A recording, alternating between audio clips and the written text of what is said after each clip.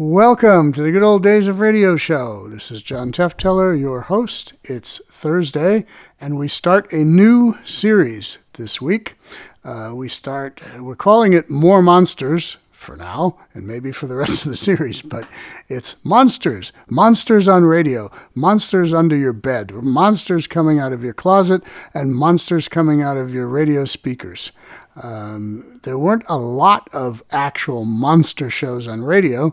There were some, and we featured some before, and we have some for the next 10 weeks. We have some more. This one is called Taboo. It's from an episode of Escape from December 3rd, 1947 over CBS, and it's a werewolf story.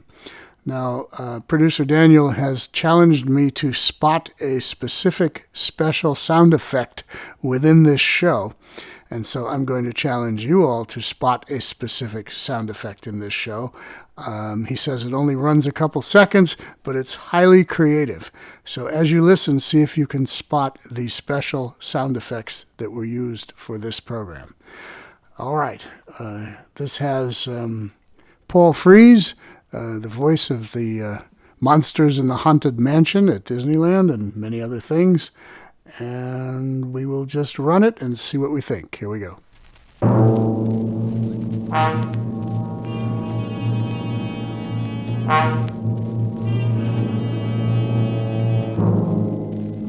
You are alone in the dark forest, and behind you somewhere is the werewolf waiting to drink your blood. And you desperately desire the impossible, to escape.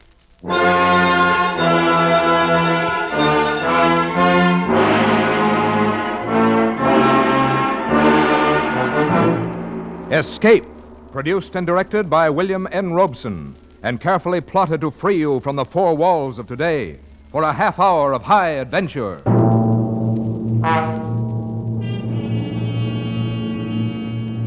Tonight we escape to the backward world of Eastern Europe, where ancient superstitions still live in the minds of men. Tonight we escape with Jeffrey Household's grim story, Taboo.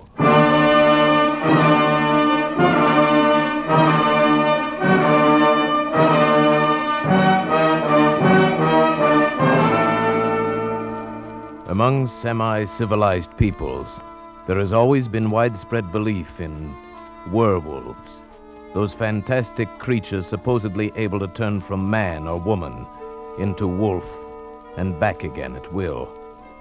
This belief is still widespread among the simple folk of eastern Hungary, in the district around Zweibergen, high in the gloomy Carpathian Mountains, and I must admit not without some reason. Before the late war, I often spent my vacations in that area, drawn to the dark loneliness by the pull of my Slavic blood. It was the same with her, perhaps, and our kindred ancestry no doubt drew us together. Her name was Kira Vaughan, and she was there with her husband, a pleasant young Englishman. They were obviously much in love, and I felt almost like an intruder when I found myself the only other vacationer in the village. However, they made me welcome and invited me to dinner. It was an excellent dinner. Won't you have some more strawberries, Mr. Shirabier? Oh? Thank you, no, Mrs. Vaughan. I've eaten far too much already. I cannot say when I've had so excellent a dinner. Thank you. I'm sure I shall get nothing like it at the inn. I should hate to have to stay at the inn. You see, Shiraviev, my wife is one of those delightful creatures who cannot stand to be shut in. She must run free, preferably in the woods, with her hair streaming in the wind. She's quite unusual. Indeed she is, my dear Vaughan. And you may count yourself most fortunate. Oh, I do. Where else should I find so good a cook? Oh, very true. I've never tasted venison quite like that tonight. Delightful. Thank you. Another of her little victories. She delights in outdoing the ordinary housewife. She disdains the village shop and gets her meat right off the hoof. Oh? You do your own hunting? Oh, dear, no. Not that. She's much too kind-hearted and loving a person for that. She's found a new source. The district game warden brings fresh venison to our door. Oh, it's not he, but his son. True, the game warden's slightly moronic son, who is, I'm sure, in love with her. Oh, that's ridiculous. Oh, not so. It's quite understandable. I'm beginning to fall in love with her myself. You see, my dear. Thank you, sir. Seriously, though, I can understand this wild desire to be free. This wish to, as you put it, run in the woods with the wind in your hair. It is some legacy of our Slavic blood, no doubt. Yours and mine and the game warden's Moranic son. Somehow we feel at home in these dark forests. Oh, you too. Yes. And I don't. I confess it, I don't. There's something here that frightens me, something strange and inhuman and taboo. Darling. I'll confess something, Kiraviev. I don't like Kira to go out into these forests alone. Maybe I'm afraid that someday this emotional impulse of hers will get the better of her and she'll just disappear, like those two men last week. Oh? What was that? Have I missed some exciting happening? No, not really. Though you'd think so to hear the villagers talk. A fellow coming home through the woods after dark just disappeared. Probably got fed up with life here in the village and lit out for Budapest. And, what about the other one? Oh, yes. Well, a search party went out the next day to look for the fellow. When they got back, they found one of their party was missing. Evidently, he'd taken the opportunity to skip out, too. Is that what you really think? Well, why not, my dear?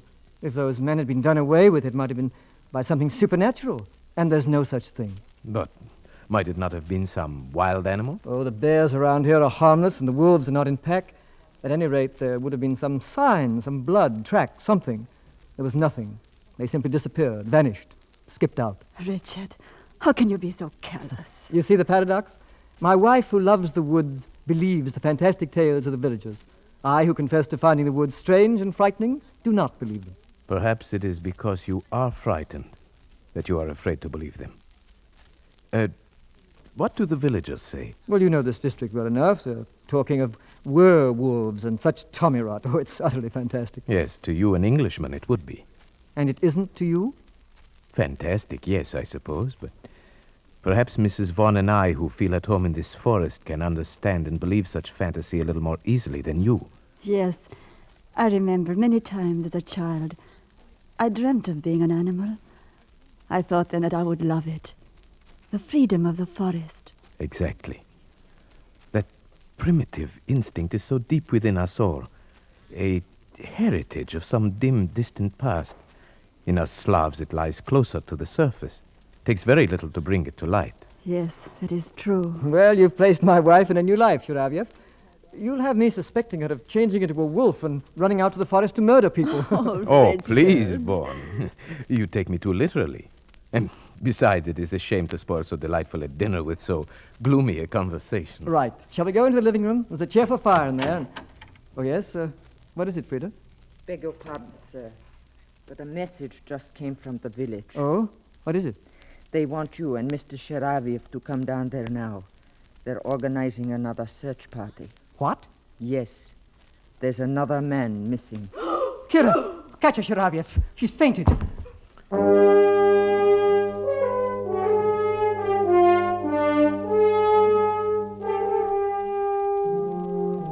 It was only then I realized that these people were under a terrible tension. I was to learn very quickly that the whole village shared it. Every able-bodied man in the district was at the inn when we arrived. The magistrate explained the situation. The grocer. He went into the forest late this afternoon hoping to bag a blackcock for his supper. A little after dusk, a solitary shot was heard. That was 3 hours ago, and he has not returned. But only 3 hours? Isn't there a chance that he might still return? A chance, perhaps, but the other two did not. It will do no harm to search for him. We may still be in time to save his life.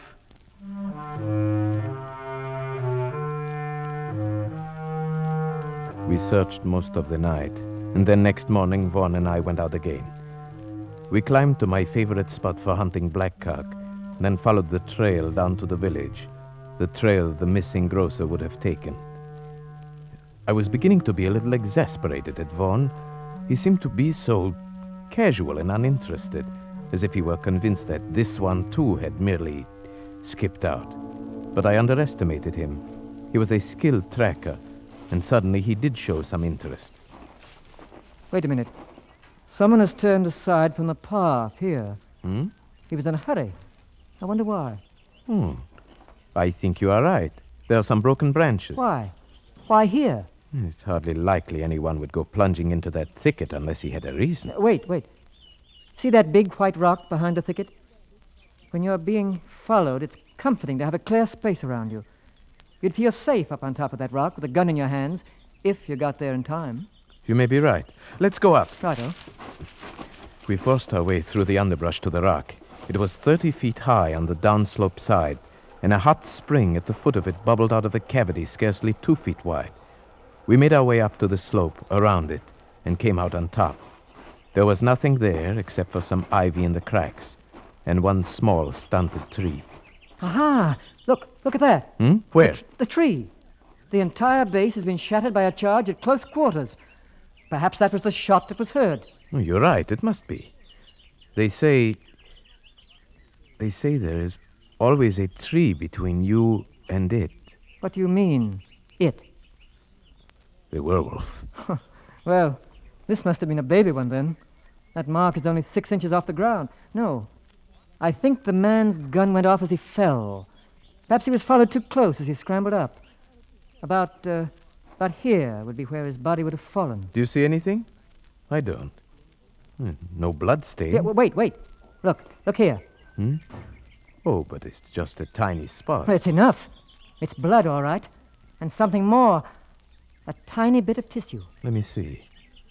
Yes. Brain tissue. It must have come from a deep wound in the skull, made by something like an arrow or a bird's beak. Or maybe even a sharp tooth. But where's the body? There is absolutely no other sign. No evidence of its being dragged off anywhere. No, I can't see any either. It's very strange. But at least we know one thing, Vaughn. This man did not just skip out. This man was dead or dying.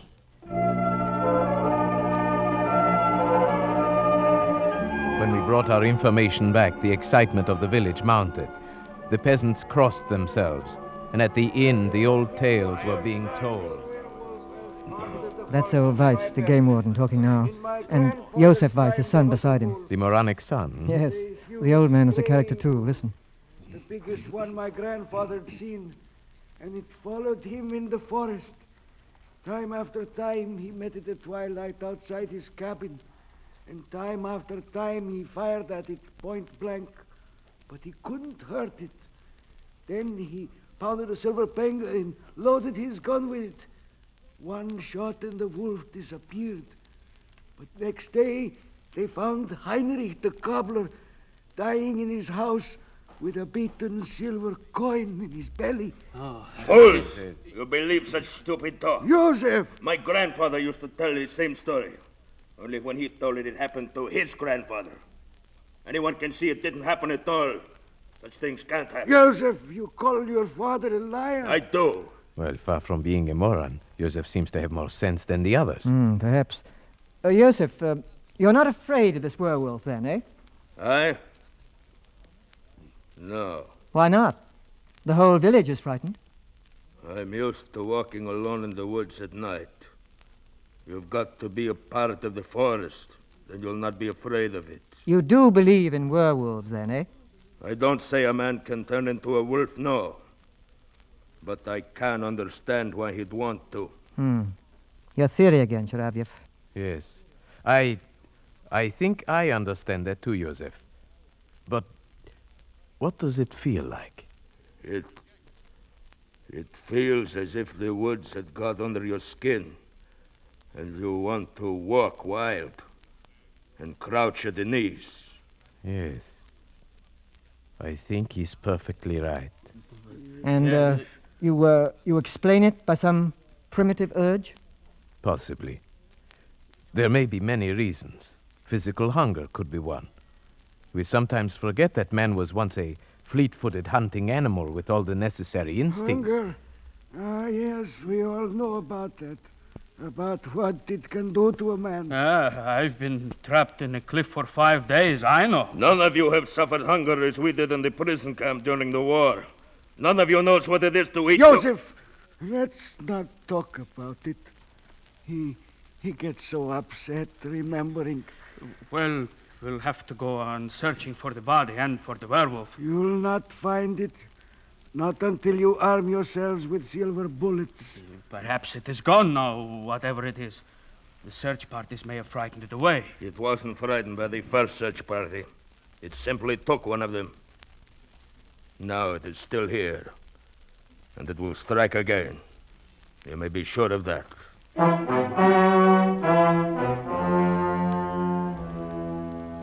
The whole village believed that Josef Weiss was right. They traveled in the woods by twos now.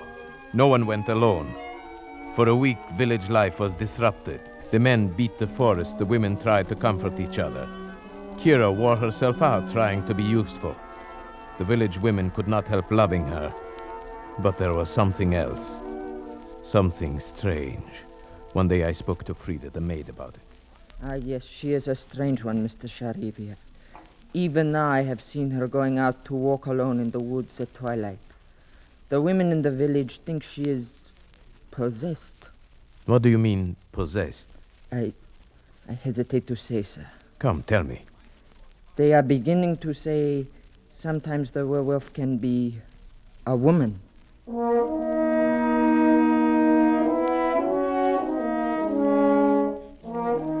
At first, the suggestion seemed so ridiculous to me that I hesitated to speak of it. But then I decided to tell Vaughn before this rumor could reach Kira herself. He was naturally much upset. That settles it, Sharaviev. We've got to do something. Something, yes, but what? There's only one thing we can do. Track down this supposed werewolf. But that's what we've been trying to do for a week. How can we It's really very simple. We'll offer him bait. Bait? Who will be this bait? You and I, Sharaviev. If you're game. Why, yes, of course I'm game. Good. But how? Are you going to tie me to a tree and watch out with a gun? That's about right. Only we needn't tie you up. And since it was my idea, you can have first turn with the gun. Are you a good shot? Right. This is no time for false modesty. Yes, I'm a good shot. Very well. It'll be night, and we'll have to shoot with only the moonlight. Where do we go? To the rock? Exactly. And the sooner the better. Tonight? Tonight. And say nothing, absolutely nothing, to anybody. Especially to Kira. I understand. This is between us. Either we win, or we simply disappear.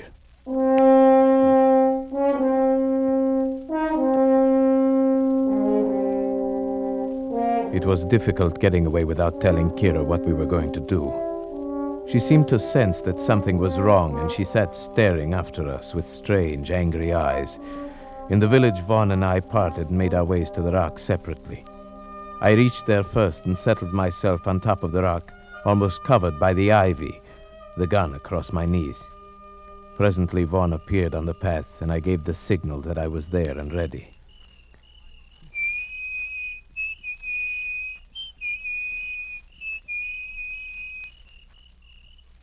The trap was set. In the eerie stillness of the dark forest, we waited. Vaughn paced slowly on the path.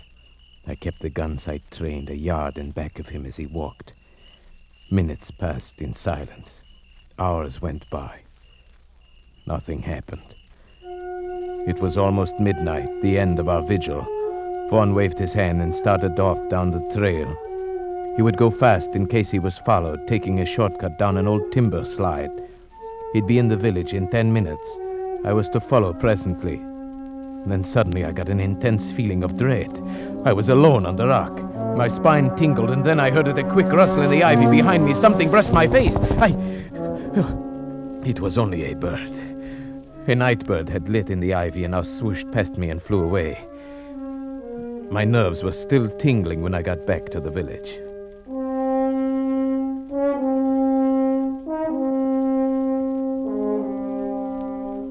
Next day, when I went to see Vaughn, he gave me a warning glance. Kira was suspicious. I could see the question in her eyes when she greeted me. So, here is the other culprit. Which of you is most to blame for keeping such late hours? Why, I supposed to keep peace in the family. I should say it is I. No, you can't get him off that easily. I'm the only culprit, my dear. You see, I've never hunted deer at night. I asked Sharaviev to help me. I suppose you shoot the poor things while they sleep. Oh, no, while they're having their dinner, if possible. You're cruel and heartless, both of you. Oh, it's no use letting her start an argument, Sharaviev. I'll go get us a drink. Oh, yes, thank you. I'd like that. Why do you look at me like that? Was the hunting good last night? No, not very. We didn't get anything, as you see. I'm afraid you'll still have to depend upon Josef for your venison. Where did you hunt? Why, Simply in the forest. Nowhere in particular. You're not telling me the truth, are you? My dear, I don't know what you're thinking, but I assure Oh, you... never mind. I suppose it is best I don't know. But take care of him, please. Of course I will. If anything should happen to him. But what could happen? You know. You understand these things.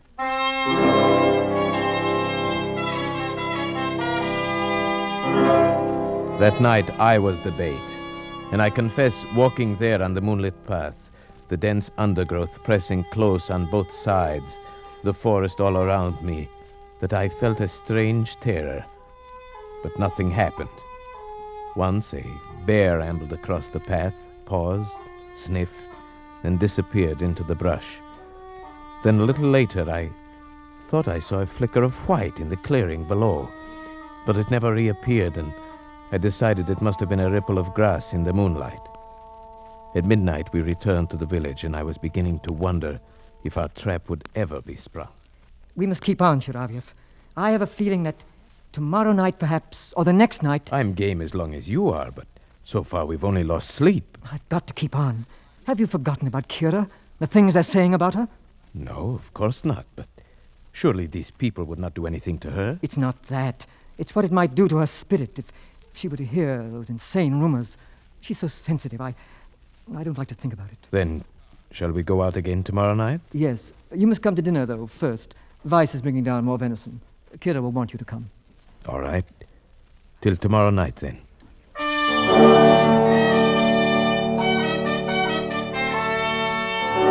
After dinner, we went out for our third night on the rock.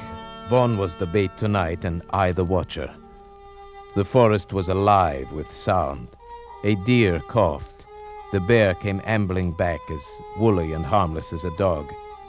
I was watching him when suddenly he paused and sniffed the air, then disappeared into the trees.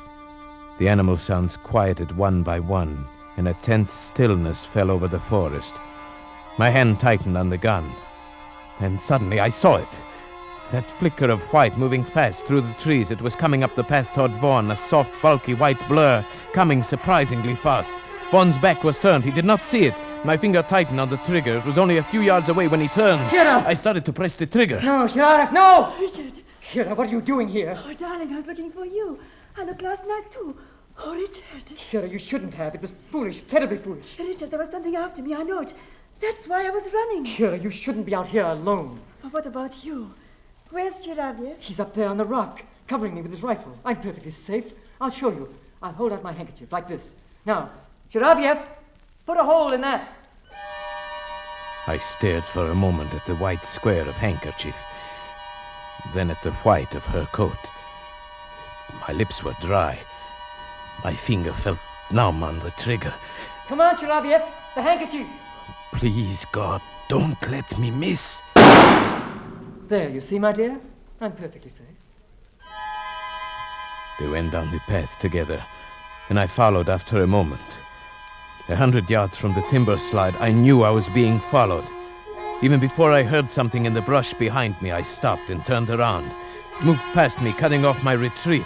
Now I stood alone in terror, but it was still in the brush. If only I could make the timber slide. I got down safely. I went straight to Vaughn. He came out of the house to talk to me. I told him what had happened. His reaction surprised me. Shiravyev, I'm sorry I had to leave you up there to face it alone, but I had to bring her down. Of course, I know that. And you must believe this. She never left me. We came down together, arm in arm. We came straight down. You must believe that. But of course, why should I think differently? Then you must realize, whoever it was up there in the brush following you, it couldn't have been Kira. Good heavens, Vaughn. Do you think I believe that preposterous story? Well, didn't you? Even up there on the rock, when you hesitated about firing at the handkerchief, didn't you believe it might be Kira? No. Why, no, of course not. But I did. Vaughn knew my thoughts almost better than I knew them myself. Yes, that was why my lips were dry and my finger numb when I pressed the trigger. I had refused to admit it even to myself. And now was I sure, even now. That night, Vaughn was excited. We're going to get it tonight. After last night, it'll be there waiting for us. Yes, I think you are right. But if you are, we wouldn't want anyone else to come walking in on us. It might cause confusion. Don't worry. Kira has promised to stay at home. She says we're doing our duty and she won't interfere. Do you think this is our duty? No. Neither do I. I never feel that anything I enjoy can be my duty. And now, I really enjoy this. Tonight, I'd like to be the bait. No, it's my turn. I won't give it up. Besides, if it's the revenge you want, you have the gun. That's so. All right, then. Tonight, you'll be the bait. That night, for the first time, I regretted ever getting into this mess. As I paced up and down the path, my nervousness grew. Tonight, it would surely come. I felt it. But would Vaughn shoot straight and quick enough? The hours went by. Clouds kept scudding over the moon, leaving me in deep darkness for minutes at a time. I was really beginning to be frightened. Then, a fraction of a second before it happened, I knew it was coming. There was a hot breath on my neck, a crushing weight on my shoulder, something hard against my skull, and the crack of Vaughn's rifle. Vaughn! Shiravyev, are you all right? Yes, I think so. What was it? A man. I winged him. Come on. I'm going in after him. All right, I'm coming. Vaughn, where did he go? I can hardly believe it. But he went right into this hot spring under the rock. But there's hardly opening enough for a rabbit. He went under the water. Come on. Wait, Vaughn, I'm coming with you. We plunged into the spring, wriggling our way forward, not knowing what to expect. Vaughn held the rifle high above the water, but there wasn't room enough for our heads. We had to hold our breath and plunge forward. Luckily, it was only a few feet. I emerged and took a breath. Then I heard Vaughn fire. Ah, got him. Where? Shine the flashlight. There, at the other side of the cave. Yes. Who would have thought there would be a cave here? Or that anyone could have gotten through that spring. It was a perfect hiding place. Yes, but it does him no good now. Turn him over. Let's see who our werewolf is. Yes. Why? It's Weiss. Joseph Weiss, the game warden's son. Oh, why didn't we think of that? We all knew he was not quite sane. More than that, he almost told us. Remember, he said, I do not believe a man can turn himself into a wolf, but I know why he'd want to. Yes, and he described the feeling to walk wild and crouch at the knees. He knew that feeling. He knew it too well.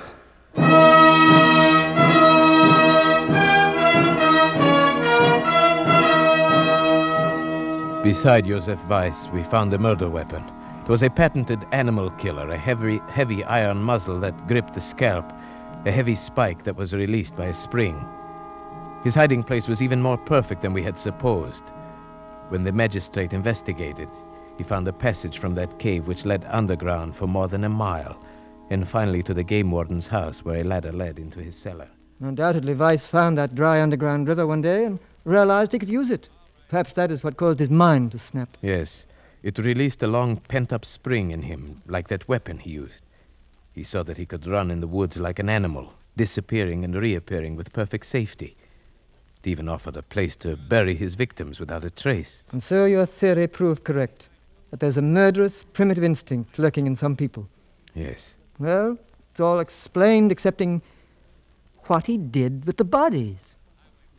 It would serve no useful purpose to speculate on that now. Yes, I suppose you're right. Kira, you haven't said anything. Why did you have to shoot him? Kira, he was a murderer. He tried to murder Shiravyev. Is it murder when a wolf kills? A dumb animal? Frightened of intruders? Kira! You understand what I mean, don't you, Shiravyev? You understood that night when you shot the handkerchief. Just as I have. It might have happened to any of us, you see. Kira, what do you mean? Take me away from here, Richard. Just take me away quickly.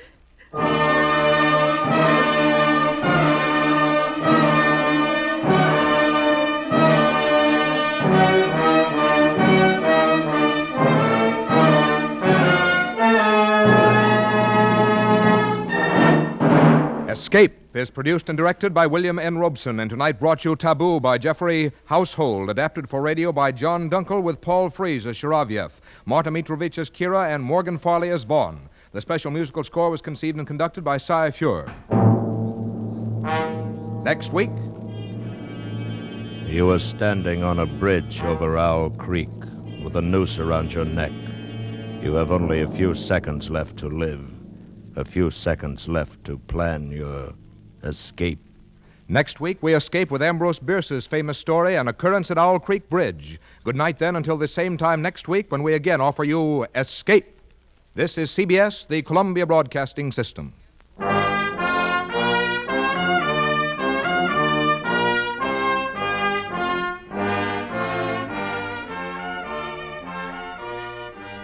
Well, I bet you thought we were going to have the world's first female werewolf in that one. That's the way they had the story going until they flipped it over and went back to the other guy as being the actual werewolf. And the little sound effect, in case you missed it, was when they go into the water and the guy makes a sound like he's talking underwater. That's different. That's not something they would normally have come up with, but the sound effects guy, I think, on Escape was pretty clever with that one. Okay, this is the Good Old Days of Radio show. We are going to be back on Tuesday with more comedy, and then back next Thursday with more monsters, an episode of Lights Out, one of my all-time favorite gruesome horror shows. So make sure you come back next Thursday for that. And if you like comedy, on Tuesday we'll have something along those lines for you. This is John Tefteller in the Good Old Days of Radio show. See you again.